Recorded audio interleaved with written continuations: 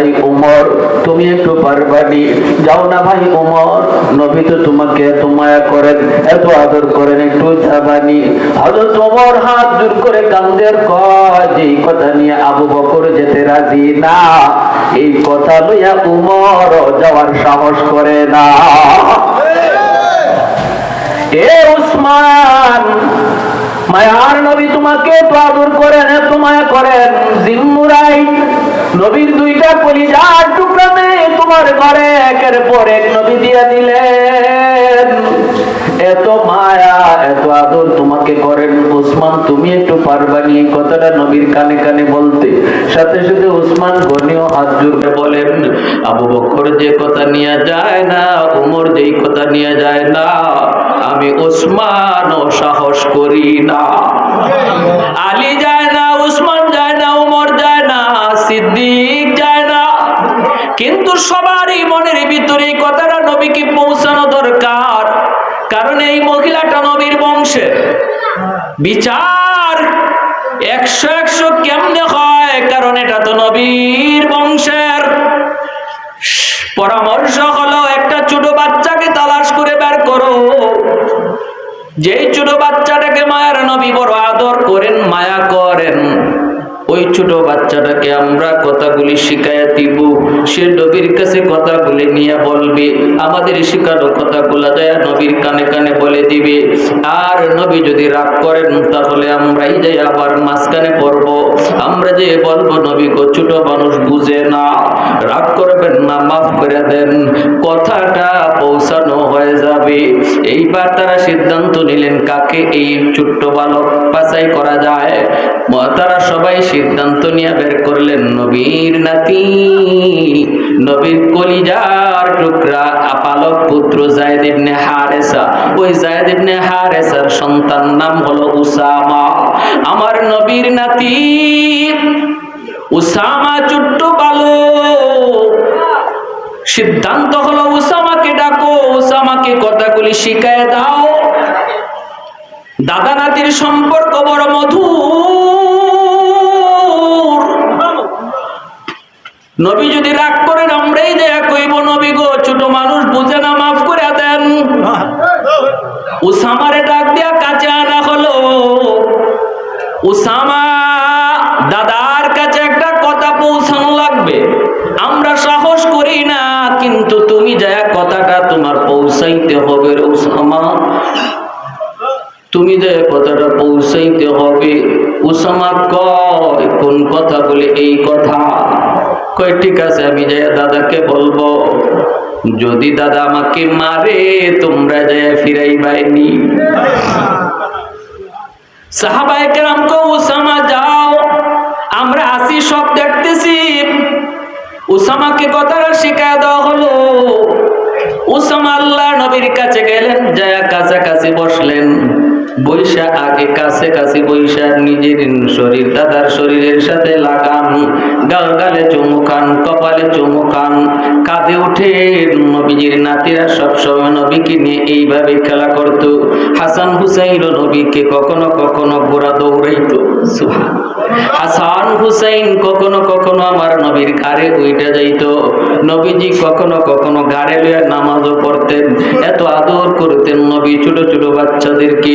এটা আবার নবীর বহুত বড় সুন্নত। যুবক সাবধান, শিশু বাচ্চাদেরকে কখনো মারবেন না, শিশু বাচ্চাদেরকে কখনো বকাবকি করবেন না, কারণ শিশুদের উসিলায় আল্লাহ তোমাকে আমাকে খাওয়াইতেছে।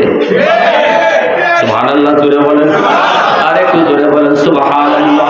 লাউলা মাশাইখু রুক্কা والشباب خشع والأطفال رضع والأنعام رضع لجعلت السماء حديدا والأرض خفصفا والتراب رمادا وما أنزلت من السماء قطرا وما أنبت من الأرض نباتا بل أنزلت عليكم العذاب صبا আল্লাহর নবী রহমতের নবী বলেন, হাদিসে কুদসি ভাষা হলো আল্লাহর, কথাটা আল্লাহর নবী বলেছেন কিন্তু কথাগুলি আল্লাহর। আল্লাহ পাক বলেন, জানোনি এই জমিনের ভিতরে যেই পরিমাণ জুলুম হয়, যেই পরিমাণ অত্যাচার হয়, যেই পরিমাণ গুনাহ হয়, জমিন প্রতিদিন আমি আল্লাহর কাছে আবদার করে, মালিক ও মালিক আর সইতে পারি না, আর গুনাহ সইতে পারি না। এই জমিনে যেই পরিমাণ জুলুম হয় মালিক, আমি জমিন আর বরদাস্ত করতে পারি না গো, অনুমতি দাও জালেমগুলির আমি গিলে ফেলি, ওই পাপিষ্ঠগুলিকে আমি গিলে ফেলি। ও মালিক, কি ক্ষমতা দেখায় আসে জমিনের উপর হাঁটে, কেউ সাহস করে না, কেউ ওর সাথে কথা কয় না, কিন্তু আমি জমিন তোর পায়ের আওয়াজ আর শুনতে রাজি না। আল্লাহ অনুমতি দাও। আলা কুল্লা ইয়াউমিন ওয়াল আরদা ইয়াস্তাজিলু রাব্বাহু আবতালিউ ইবনা আদম ফি কারি, আবতালিউ ইবনা আদম ফি কারি। আল্লাহ পাক রব্বুল আলামিন বলে, কেন কয় আল্লাহ তোমার দেওয়া হাত, এই হাত দিয়ে নাফরমানি করে, তোমার দেওয়া পা, এই পা দিয়ে অহংকার করে। ও মালিক, তোমার দেওয়া জবান, এই জবান দিয়ে তোমার নবীরে গালি দেয়। নাউজুবিল্লাহ, জুড়ে বলেন। আমি জমিন আর কত সইব? আসবিরু ইলা মাতা আসবিরু, ধৈর্য ধরব তো আর কত কাল ধৈর্য ধরব? আল্লাহ বলে, শুধু জমিন প্রতিদিন এমন নয়, সাগর মহাসাগর গুলি পর্যন্ত প্রতিদিন আমি আল্লাহর কাছে আবদার করে। কক্সবাজার সমুদ্র সৈকতে যায় কত যুবক যুবতী নিয়ে অন্যায় করে, পানিটা দেখে, কক্সবাজারের পানিটা দেখে সাগর পানি গুলি তাকায় তাকায় আল্লাহর কাছে আবদার করে, ও মালিক আর কত গুনাহ দেখব, আর কত দেখবো, আমার পারে আইসা কি অন্যায় গুলা করতেছি। আল্লাহ তুমি একটু অনুমতি দাও, অনুমতি দাও, অনুমতি দাও, এই নাপাক জমিনটারে আমি পানি পাক বানায়া দিব। একটু অনুমতি দাও, সব ভাসায়া দেই। একটু অনুমতি দাও, সবকে ডুবায়া দেই। একটু অনুমতি দাও, নাপাক জমিন রে আবার পাক বানায়া দেই। আল্লাহ পাক কই, এর জমিন থাম। আল্লাহ কই, এর সাগর মহাসাগর থাম। চার দল এখনো দুনিয়াতে আছে, এই চার দল যতদিন থাকবে ততদিন আমি জমিন টিকায় রাখবো। লাউলা মাশাইখু রুক্কা ওয়াশ শাবাবু খুশা ওয়াল আতফালু রুদ্দা ওয়াল আনআমু রুদ্দা লাজালতুস সামাআ হাদিদা ওয়াল আরদা খাফসাফা। আল্লাহ বলে, এক নাম্বার হলো জমিনে এখনো কিছু এইরকম আমার বৃদ্ধা রয়েছে, এখনো আমার কিছু বয়স্ক বান্দা বান্দি রয়েছে, চুল দাড়ি তাদের সাদা হয়ে গেল, শরীরের শক্তি তাদের কমে গেল, হাঁটুতে জোর নাই, কোমরে তার ব্যথা, এরপরও আমার কিছু বান্দা বান্দি কষ্ট করে করে আমি আল্লাহকে রুকু দেয়, কষ্ট করে করে আমি আল্লাহকে সেজদা দেয়, সেজদা দিতে কষ্ট, এরপরও সেজদা দেয়। তাদের সেজদার দিকে তাকাইলেই জমিনের প্রতি আমার মায়া লেগে যায়। দুই নম্বরে আল্লাহ বলে, ওয়াশাবাবু খুশা, এ জমিন, এ সাগর মহাসাগর শুন। দ্বিতীয় দল হলো এই জমিনে কিছু যুবক যৌবনের পাগলামি করে না, অথচ তারও যৌবন রয়েছে, গুনাহ করতে তারও মন চায়, অন্যায় কাজে যেতে তারও মন চায়, হারাম প্রেম ভালোবাসা তারও করতে মন চায়, কিন্তু না, এমনও কিছু যুবক রয়েছে না, অন্যায় কাজ করে না, দিলের ভিতরে হারাম প্রেম জমায় না, আমি আল্লাহর প্রেম অন্তরে জমায় নেয়, মানুষের কাজে সময় ব্যয় করে, সমাজ সেবায় সময় ব্যয় করে। ওই যুবক যেই যুবক যৌবনেও মাথায় টুপি রাখে, ওই যুবক যেই যুবক যৌবনেও মুখে দাড়ি রাখে, ওই যুবক যেই যুবক যৌবনেও বৃদ্ধদেরকে মুরব্বীদেরকে সম্মান করে, আল্লাহ বলে ওই যুবকগুলির দিকে যখন আমি আল্লাহ তাকাই, তখন এই গুনাহগার জমিনের প্রতি আমার মায়া লেগে যায়। ওয়াল আতফালু রুদ্দা, আল্লাহ পাক বলেন, শোনো, তৃতীয় দল হলো ঘরে ঘরে কিছু শিশু বাচ্চা আছে, প্রতিটা ঘরে ঘরে কিছু শিশু বাচ্চাগুলি আছে, ওই ওই শিশু বাচ্চাগুলির কোনো অন্যায় নাই, অপরাধ নাই, ওরা নিষ্পাপ, ওরা মাসুম, ওদের কোনো গুনাহ নাই। নামাজ না পড়ার গুনাহ এদের আমল নামায় নাই, রোজা না রাখার গুনাহ এদের আমল নামায় নাই, জিনা ব্যভিচারের গুনাহ শিশুদের আমল নামায় নাই।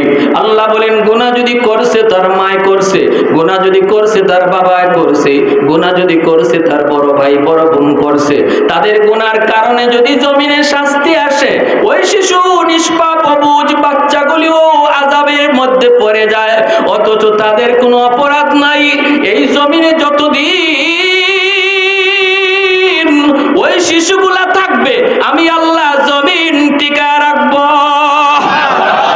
অতএব মনে রাখো, আমার ঘরের শিশু বাচ্চাগুলি, আমার সমাজের শিশু বাচ্চাগুলি, এদের খাতিরে আল্লাহ সমাজ টিকায় রাখছে, এদের খাতিরে আল্লাহ আযাব গজব থেকে আমাকে আপনাকে বাঁচায় রাখছে। নতুবা যেই পরিমাণ জুলুম, যেই পরিমাণ অন্যায়, যেই পরিমাণ গুনাহ আমার ঘরে হয়, আমার সমাজে হয়, আমার দেশে হয়, বহু আগে গজব এসে সব ধ্বংস করে দিত। ওয়াল আনআম রুত্তা, আল্লাহ বলেন চতুর্থ হলো হাঁস মুরগি গরু ছাগল পশু পাখি, ওদের কোনো অন্যায় নাই, অপরাধ নাই, এদের আমল নামায় কোনো গুনাহ নাই। হাঁস মুরগি গরু ছাগল হায়ওয়ানাতের উপরে নামাজ ফরজ হয় নাই, রোজা ফরজ হয় নাই।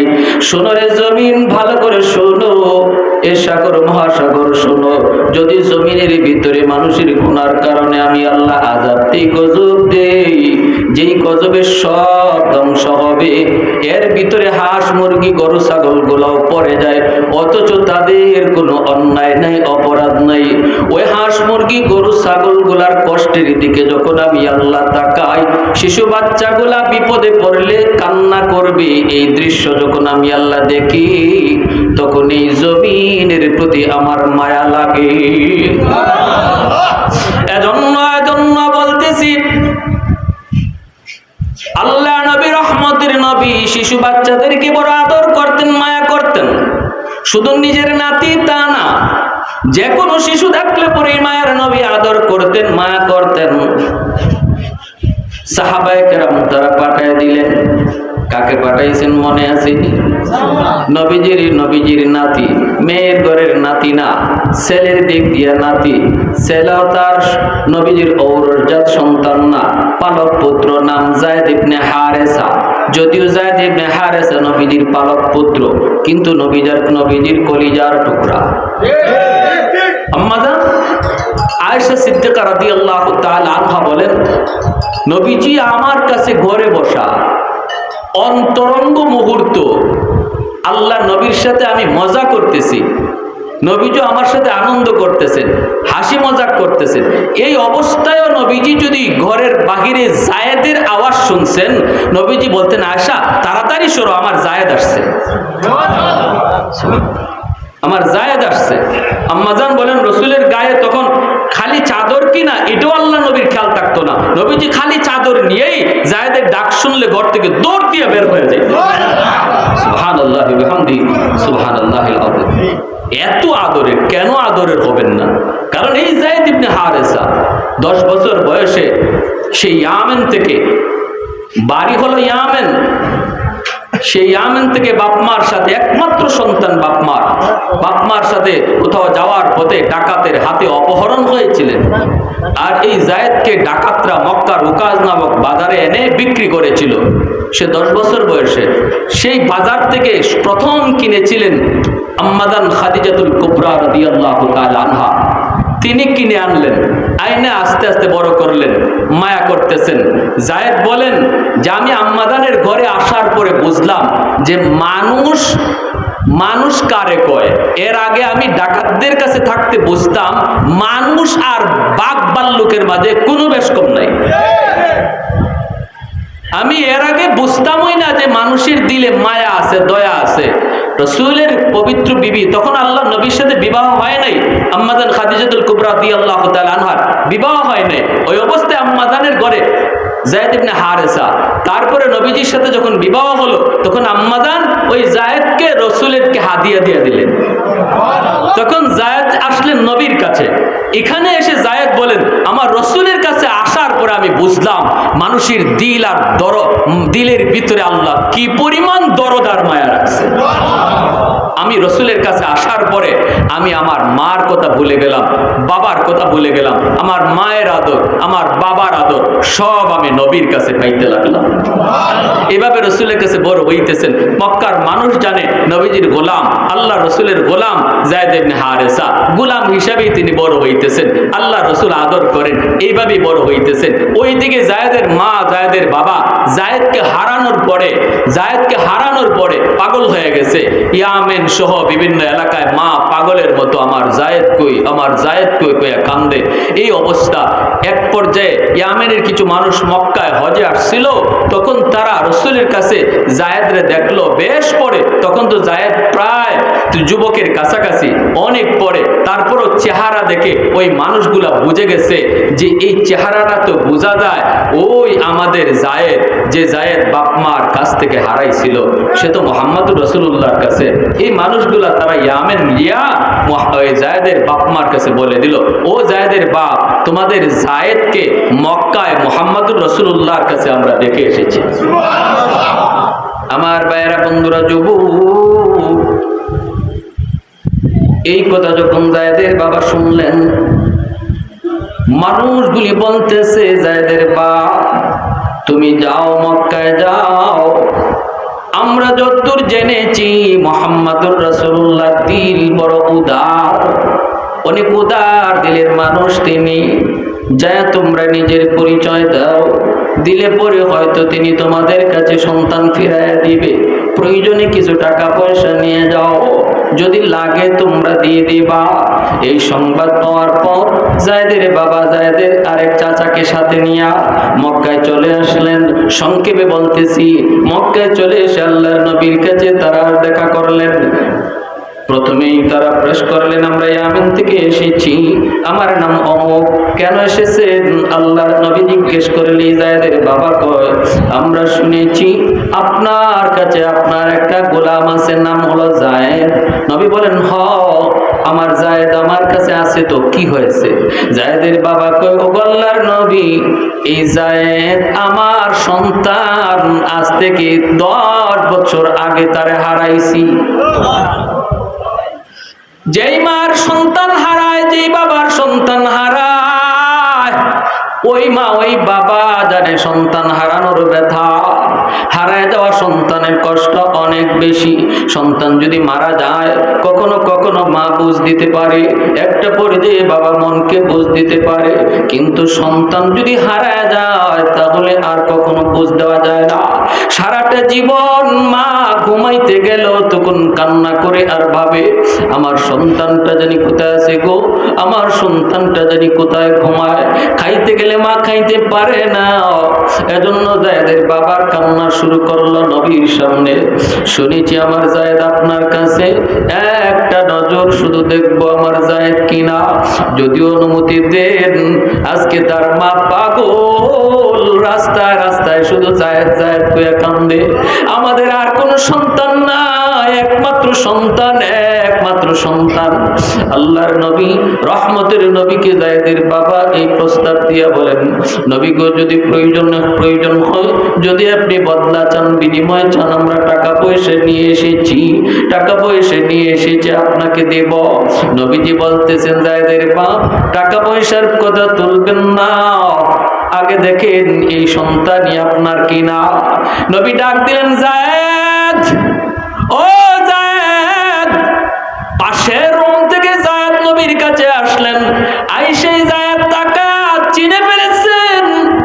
নবীর কাছে যে দুইজন মানুষ বসা, একজন হলো তার বাবা, আরেকজন হলো তার চাচা।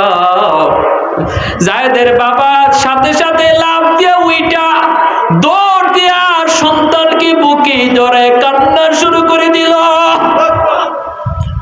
মায়ার নবীর সামনে কান্নার রুল। সন্তান বাবাকে জড়ায় কান্দে, বাবাও সন্তানকে জড়ায় কান্দে। মায়ার নবী, দয়ার নবীর চোখ দিয়ে দর দর করে পানি পড়ে। আল্লাহর নবীর মনে পড়ে গেল, আমি নবী তো জন্মের পর বাবা পাই নাই, আব্বু বলে ডাক দিতে পারি নাই। বাবার আদর কেমন আমি নবী তা জানি না। আমার জায়েদ তো বাবাকে পাইছে, আব্বু কইয়া ডাক দিছে, আমি নবী তো জীবনে আব্বু কইয়া ডাক দিতে পারি নাই। মায়ার নবীর চোখ থেকে দর দর করে পানি পড়ে। ওই অবস্থায় জায়েদও কান্দে, বাবাও কান্দে, চাচাও কান্দে, নবীও কান্দেন। আল্লাহর নবী রহমতের নবী দেখতেছেন। এইবার নবী বলতেছেন, জায়েদ চিনছো নাকি একটু কও। নবীকে জায়েদ কয়, নবী গো ইনি আমার হারানো বাবা, ইনি আমার হারানো বাবা, আমি তাদের হারানো সন্তান। আল্লাহ নবী রহমতের নবী কয়, জায়েদ বসো, তোমার বাবা আসছেন তোমাকে নিয়ে যাওয়ার জন্য। আজকে যেহেতু তোমার পরিচয় পেয়ে গেলাম, তাহলে শোনো, তোমার বাবার সামনে আমি ঘোষণা দিচ্ছি রে জায়েদ, আজ থেকে তুমি আমার গোলাম নও, আমি তোমাকে স্বাধীন করে দিয়েছি। তুমি আজ থেকে স্বাধীন, বাবার সাথে তুমি যেতে চাও যেতে পারবা। মা তোমার জন্য অপেক্ষায় কান্না করে পাগলের মতো হয়ে গেছে। আর যদি আমি নবীর কাছে তুমি থাকতে চাও তাহলে কোনো আপত্তি নেই, আমি তোমাকে বুকে তুলে নিব। জায়েদ সিদ্ধান্ত তোমার, তুমি মা বাবার কাছে যাবা নাকি আমার কাছে থাকবা, সিদ্ধান্ত তুমি যেটা দেবা সেটাই ফাইনাল। বাবা চাচা একদিকে বসা, নবী একদিকে বসা, জায়েদ মাঝখানে দাঁড়ানো। একবার বাবার চেহারার দিকে জায়েদ তাকায়, আবার আমার মায়ার নবীর চেহারার দিকে তাকায়। একবার বাবার চেহারার দিকে তাকায়, আবার আমার নবীর চেহারার দিকে তাকায়। আমার মায়ার নবীর চেহারার দিকে তাকায় জায়েদ বুঝে গেছেন নবী চাইতেছেন, জায়েদ রে, ও জায়েদ তুমি আমি নবীর বুকে চিরকাল থেকে যাও। এই কথাটা জায়েদ বুঝে গেছেন নবীর চেহারা দেখা। সাথে সাথে জায়েদ চোখ মুজে গেল, আর বাবার দিকে তাকায় না, আমার মায়ার নবীর চেহারার দিকে তাকায়া চোখের পানি ধরায় কয়, নবী গো আমি সিদ্ধান্ত নিয়েছি। আমার মনকে আমি জিজ্ঞেস করেছি, আমার মন কয় সারা জীবন আমি আপনার কাছেই থাকবো। আমার মন কয় আমি আপনার কাছেই থাকবো, কারণ আমি মার আদর বাবার আদর আপনার কাছেই পেয়েছি। আল্লাহু আকবার। আর একটু জোরে কোন আল্লাহু আকবার। ये जिक्र खुदा दिल में सदा रखने दिया कर, और नक्श खुदा दिल में जमा रखने दिया कर। क्या जाने हक इस्लाम है कोई फضل इलाही, हर वक्त दरे कल्ब खला रखने दिया कर। मुर्शिद की नजर गज़ बसर से न होती है, क्या खुश नजरी है, क्या खुश नजरी है। दिल दूर के दिल दूर दिया सबका खुदा से, क्या दिल शिकानी है, क्या दिल शिकानी है। একটু জোরে সুরে কোন আল্লাহু আকবার। ভাইরা আমার, যেই মাত্র জায়েদ কয় আমি আপনার কাছেই থাকবো গো নবী, সাথে সাথে জায়েদের আব্বা দৌড় দিয়ে ওইটা জায়েদকে বুকে জড়ায় নেয়। জায়েদের বাবা কান্দে, কই বাবা জায়েদ কি সিদ্ধান্ত দিয়েছো রে বাবা, তোমার মা তো তোমার জন্য পাগল, তুমি কি মাকে একটু দেখতে যাবা না? জায়েদ কথা কয় না, আমার মায়ার নবীর দিকে তাকায় রয়েছে। এইবার জায়েদের বাবা জায়েদের চোখের পানি মুছে আর কান্দে আর কয়, বাবা আমার বুঝতে বাকি রইল না রে বাবা, 10টা বছর তোমাকে পাই নাই, তোমার হারানো জীবন, ওই জীবনে তুমি আমার নবীর কাছে তাইকা কি পরিমাণ মায়া কি পরিমাণ আদর তুমি পাইছো আমি বাবার বুঝ হয়ে গেছে। যেই সন্তান মা পাওয়ার পর, যেই সন্তান হারানো বাবা পাওয়ার পরও বাপ মার কাছে যাইতে চায় না, নবীর কাছে থাকতে চায়, সে মায়ার নবীর কাছে কি পরিমাণ মায়া পাইছে আমি বাবাকে আর বোঝানো লাগবে না। আমি খুশি মনে তোমাকে নবীর কাছেই রেখে গেলাম, তুমি থেকে যাও, আমার মায়ার নবীর কাছে তুমি থাকো বাবা। আমরা মা বাবা মাঝে মাঝে আইসা তোমাকে দেখে যাব, আমাদের যখনই মন চাইবে তোমাকে এই জায়গায় আইসা আমরা দেখে যাব। যখনই জায়েদের বাবা সিদ্ধান্ত দেয়, রসুল চোখের পানি মুছে আর কান্দে দৌড় দিয়া জায়েদকে বুকে টান দিয়া আল্লাহর নবী ঘর থেকে বের হইয়া জায়েদকে বুকে নিয়ে এক দৌড়ে নবী সাফা পাহাড়ের উপরে যায় উঠে যায়। মক্কার মানুষকে ডাইকা কয়, রে মক্কার মানুষ শোনো, তোমরা শোনো, এতদিন তোমরা শুনতা জায়েদ মুহাম্মদের গোলাম, শোনো আজ থেকে জায়েদ আর গোলাম নয়, জায়েদ আজাদ। আর যেই জায়েদ তার মা পাইয়া বাবা পাইয়া হারানো মা হারানো বাবা পাওয়ার পরও বাপ মার কাছে যাইতে চায় না, আমি নবীর কাছেই থাকার সিদ্ধান্ত নেয়। তোমরা সাক্ষী দেখো, আজ থেকে জায়েদার শুধু গোলাম না, জায়েদ মুহাম্মদের পালক পুত্র। এজন্য মায়ার নবী, দয়ার নবী, রহমতের নবী, ওই নবীর কলিজার টুকরা নাতি উসামা, জায়েদের সন্তান উসামা, নবীজির গলায় গলায় গলা লাগাইয়া, নবীজির গালে গাল লাগাইয়া আল্লাহর নবীর কাছে আইসা বীরে কিন্তু কথা কয় না। শিশু বাচ্চাগুলি দেখবেন কোনো আবদার রাখার আগে আইসা আপনার সাথে আগে বাইল দিবে, আগে আপনার কাছে ঘষাঘষি করবে। আমার একটা ছোট্ট মেয়ে আছে, নাম হলো আয়েশা, বয়স 10 বছর। কখনো যদি কোনো কিছু আমার কাছে চাইতে হয়, চাওয়ার আগে আইসা আমার কাছে ঘুমায়, আইয়া গালে গালে গাল লাগায়, ঠুটে ঠুট লাগায়, নাকে নাক লাগায়। আমি বুঝে যাই তার একটা আবদার আছে, তার একটা কি আছে, তার কোনো একটা আবদার আছে। ওই দিনও গত পরশু আমি বলেছি, আব্বু হঠাৎ করে এভাবে বাবার পাশে আইসা তুমি এত আদর করতেছ, ঘটনাটা কি, মূল কথাটা কইয়া লাও। কয় না, এমনি আদর করতেছি, কয় না, এরপরও কয় না। আমি কও না বাবা, ভালো করে বুঝে গেছি, কি তুমি চাইবা একটু কও, কি তুমি চাইবা কও। কাব্বু কইমু, আমাকে কও, বুঝছি তো, কেন এ ঘষাঘষি করতেছ একটু কও। কাব্বু আইসক্রিম খাইমু। কে খাইব? আইসক্রিম খাইব। কি লাগবে? কয় 20টা টাকা। নেও আব্বু নেও। শিশু বাচ্চাগুলি এরকম জায়েদের সন্তান উসামা নবীজির কাছে যাই ওইভাবে ঘষাঘষি করে। আল্লাহর নবী বলতেছেন, উসামা রে, ও উসামা কি কইতে চাও একটু কও, মনে হয় কোনো কথা লইয়া আইছো, মনে হয় কিছু বলতে চাও, একটু দাদাকে বলো। কয় দাদা বলবো তো বলবো, ভয়ে বলবো না নির্ভয়ে বলবো। নবী কই, দাদা নাতির সম্পর্ক এত মধুর, এখানে ভয় আবার কিসের, তুমি নির্ভয়ে কও। তখনই উসামা কই, দাদা যেই মহিলা আজকে চুরির অপরাধে আপনার আদালতে, এই মহিলা কোন বংশের জানেননি গো? এই মহিলা কিন্তু আপনার বংশ কুরাইশ বংশের, আপনার বংশ কুরাইশ বংশের, আরবের সবচেয়ে দামি বংশ আপনার বংশ। এই বংশের মহিলা আজকে আপনার আদালতে আসামি।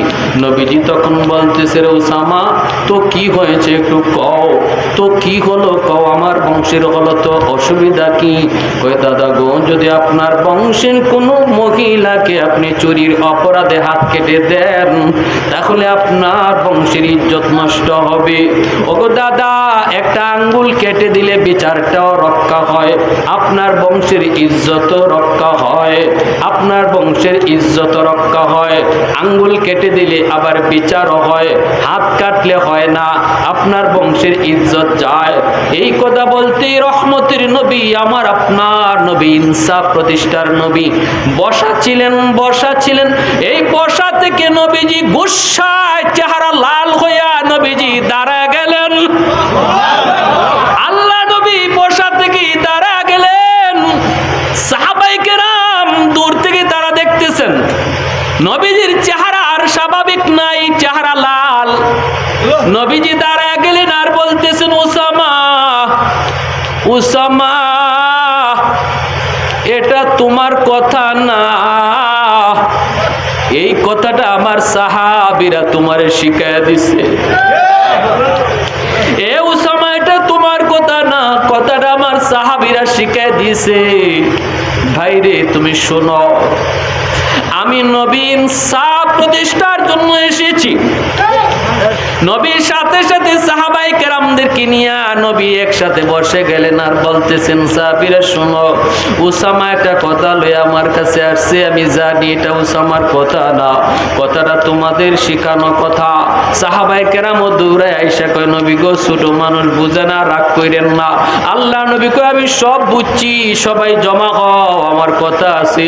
নবী তখন বলেন, শোনো শোনো সাহাবীরা শোনো, ভালো করে শোনো, শুধু আমার বংশের কোনো মহিলা না, যদি আজকে চুরির অপরাধে আমার কলিজার টুকরা মেয়ে ফাতেমা, আল্লাহু আকবার জোরে, আমার কলিজার টুকরা মেয়ে ফাতেমা যদি চুরির অপরাধে আমার আদালতে আসামি হইতো, আমি নবী নির্দ্বিধায় তার হাত কেটে দিতাম। কারণ আমি ইনসাফ কায়েমের জন্য দুনিয়াতে এসেছি। বিচার শুধু আমি নবীর বেলায় একরকম আর তোমাদের বেলায় অন্য রকম। আমার গোষ্ঠী হলে বিচার একরকম, অন্য গোষ্ঠী হলে ভিন্ন রকম। এর নাম ইনসাফ নয়, এর নাম হলো জুলুম, এর নাম হলো জুলুম।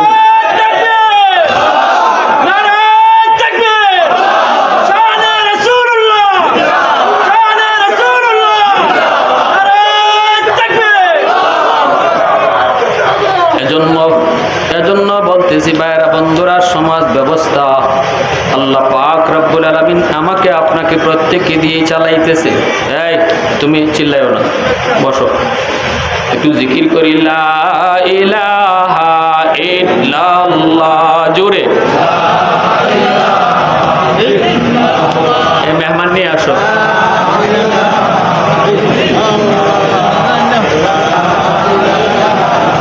মাইকের সাউন্ড কমে গেছে, হুজুরে নিয়ে আসো দ্রুত। লা ইলাহা ইল্লাল্লাহ, জোরে।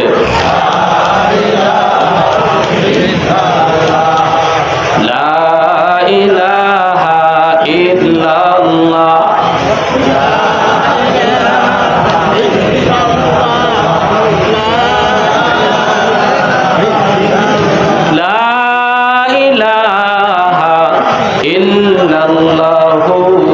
মুহাম্মাদুর রাসূলুল্লাহ, জোরে বলি সাল্লাল্লাহু আলাইহি ওয়াসাল্লাম।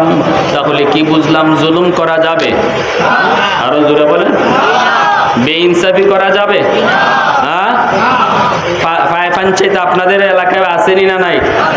হ্যাঁ হ্যাঁ, এখানে কি মুখ চিহ্নকে কথা কইবেন? গোষ্ঠী দিককে কথা কইবেন? টেকা খাইয়া বিচার করেন না? লোক আসেনি না নাই? আপনাদের এলাকার কথা বলি না, বিভিন্ন সমাজে আসেনি না নাই? হ্যাঁ, 500 টাকা দিলেই বিচারের রায় ঘুরে যায়। হ্যাঁ, মমিসিং গেছি, কয় হুজুর একবারে ঠিক কথাটা কইছেন হুজুর, আমি দিয়ে আইছি আগ্রাইতে 500 টাকা, বিচারা বইয়া বেটা আমার উল্টা মাতে।